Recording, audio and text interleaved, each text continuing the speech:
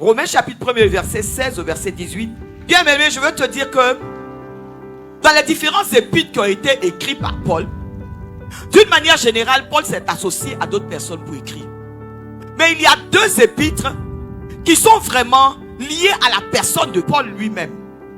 Et ces deux épîtres, c'est celui de Romains et celui de Éphésiens. Alléluia. Là, l'apôtre Paul parle des révélations que Dieu lui a faites. Il parle de son expérience personnelle avec Dieu. L'apôtre Paul, dans ce passage, introduit trois choses. Il parle de qui il est. Alléluia. La seconde chose de laquelle il parle de la cible vers laquelle Dieu l'a amené. Alléluia. Et enfin, il annonce quoi? Son message, sa mission. Et sa mission est claire. C'est annoncer l'évangile. La première chose qu'il fait est de se décrire lui-même. Et je pense que c'est là où, bien aimé, chaque chrétien doit s'asseoir et méditer. Quelle est ton identité?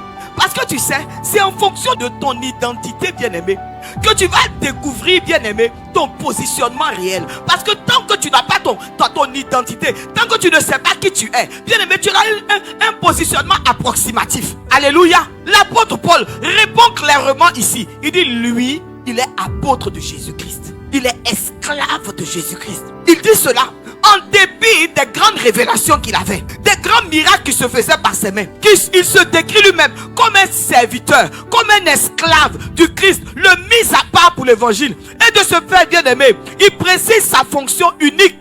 C'est quoi? Présenter l'évangile. Ce que nous retenons de cet homme qui parle, c'est un érudit, une personne, bien aimée, que les gens respectaient pour sa connaissance, pour le niveau intellectuel qu'il avait. Comme beaucoup aujourd'hui, ils sont enflés de leur connaissance, enflés de leur position, enflés de leur titre. Bien aimé, à telle enseigne que bien aimé, ils méprisent Dieu. Vous savez, bien aimé, il y a une chose que j'ai remarquée.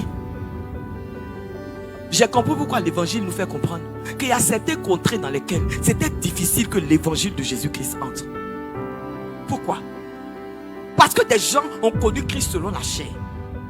C'était difficile pour eux d'accepter que cet homme crucifié, l'homme défiguré, bien aimé par le pouvoir romain, qui a été enseveli, bien aimé, est ressuscité et qu'il est le Messie, le Fils de Dieu, bien aimé, venu pour sauver l'humanité. Bien aimé, comment expliquer au monde que nous sommes certes en 2025, mais que la parole qui a été écrite il y a plus de 2000 ans, elle est encore d'actualité. À l'heure où on dit Jésus s'asseyait sur une montagne pour que l'écho puisse entendre les gens. Et j'ai un micro ici. Vous m'entendez ici? Il y a des gens qui ne sont même pas ici, mais qui m'entendent à des milliers de kilomètres. Comment expliquer que dans ce monde évolué, dans ce monde qui a grandi, où la technologie, bien aimé, se manifeste de plus en plus, que le message que celui-là a annoncé est toujours d'actualité? Comment expliquer que dans ce monde qui a évolué d'après lui et qui aujourd'hui enseigne à l'école à partir de 2 ans aux enfants la sexualité, que la virginité et la chasteté sont d'actualité? Comment leur expliquer que dans ce monde, alléluia, où les femmes maintenant vont à l'école, elles sont instruites, elles ont des PhD, elles sont évoluées, que la soumission est une arme que Dieu a mis entre nos mains?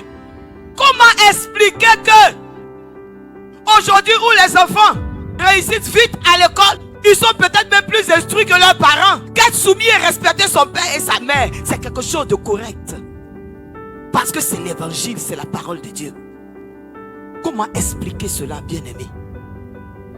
Jésus pour eux ne peut pas être autre chose qu'une insulte. Jésus pour eux ne peut pas être autre chose qu'une révolte.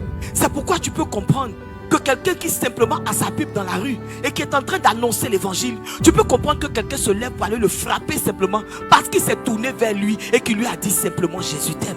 Comment tu peux comprendre cela? Selon l'écriture, c'est de la confusion. C'est une abomination. On ne peut pas continuer.